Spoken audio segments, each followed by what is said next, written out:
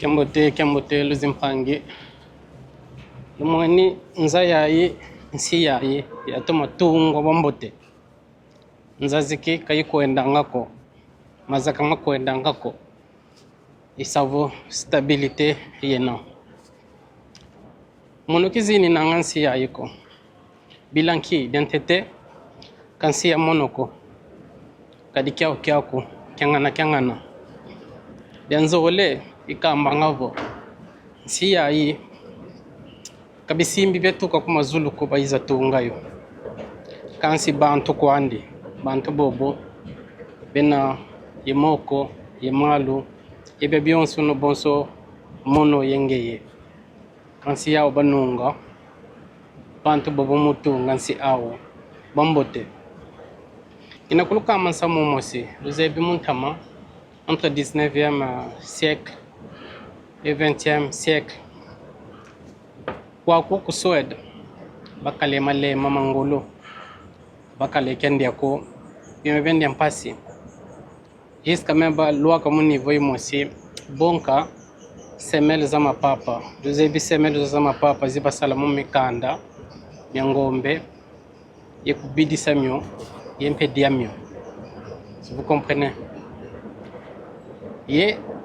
kwa kukuvata diadi de Suède bakala à peu près 3 500 000 habitants muntangu yoyo ye bantu bayantika kwenda mavata mankaka et je pense plus de 1 200 000 personnes bayenda mumavata mankaka ukunda tombi luzingu ye babingi bayenda ku America koko bayenda ye luze be bantu babingi bayenda ku America kamu kaka ti nansatuko kansi mukwenda longoki bayenda kuna balongoka ibayiza kwaku mukwiza kubika nsi awo bankaka basala kansi babingi bayiza mukwiza kubika nsi awo idina wona mona wono kyaki makompani mingi na mingi Sony Ericsson Ikea Spotify Volvo ibeng kakabe bingi na bingi ye patungun si aw bambote ki mamono ki yivo vilanga babuingi bilanki beto gouvernement d'abord central et vokwandi Congo central kababa kanga bantu ko mukwenda muzinsiza nkaka benda balongo kabima ya musizozo kilivo benda batunga muzinsizeto kadi ya byonsono makumbi zi telefone isavo bantu kuna baiza bakilanga matière mabasadilanga bima bio kansi beto kibeni atweti sala bioko isavo nsamu wampasi unuki akishin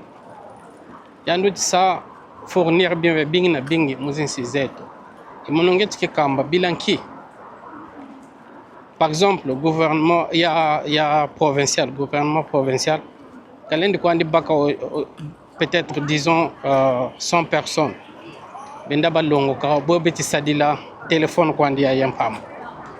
yo balongo keleyo bizidi kuna bazibu di compagnie basombiri zi licence bayantikiri salabio makumbi bafidi di bantu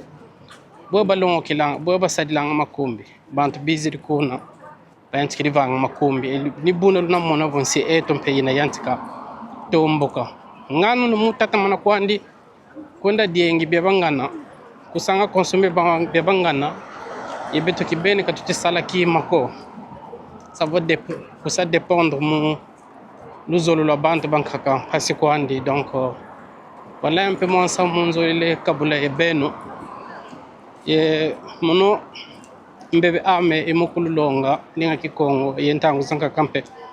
kuluvana mwa malongi zolanga ngwelendo vesikila mubendo zimpangi zam matondo